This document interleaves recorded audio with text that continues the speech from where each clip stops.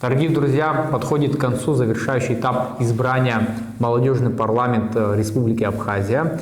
Сегодня членами избирательной комиссии было принято решение о формировании счетной комиссии, в рамках которой пройдет тайное голосование. Хочу вам напомнить, что поступило порядка 63 заявок со всех уголков нашей страны. И сегодня мы узнаем конечный результат и о том, какой будет состав первого созыва молодежного парламента Республики Абхазия. Для оглашения результатов тайного голосования передаю слово Агарбаду Валентиновичу, председателю специальной счетной комиссии.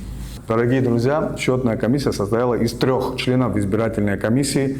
В результате подсчета голосов у нас следующие результаты. 19 человек в соответствии с положением избраны в молодежный парламент при парламенте Республики Абхазия. Значит, по Гальскому району это Джумутия Иракли и Сергинава Шахан. По Ачемчирскому району Асабу Адаур и Гвинджа Алхаз. По Гулерибскому району Козловский Данила и Куламба Саид.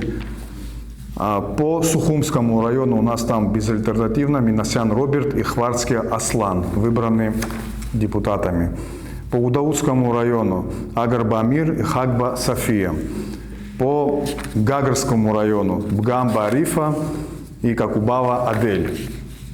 И, наконец, у нас остается, получается, Кварчальский район, это Габуния, Аида и Ласурия Анас.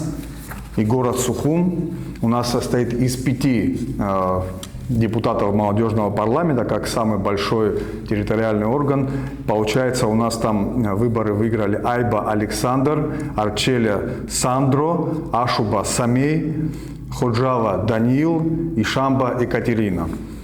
Мы от всей души искренне поздравляем наших ребят, которые вошли в состав молодежного парламента, и желаем им успехов в плодотворной работе.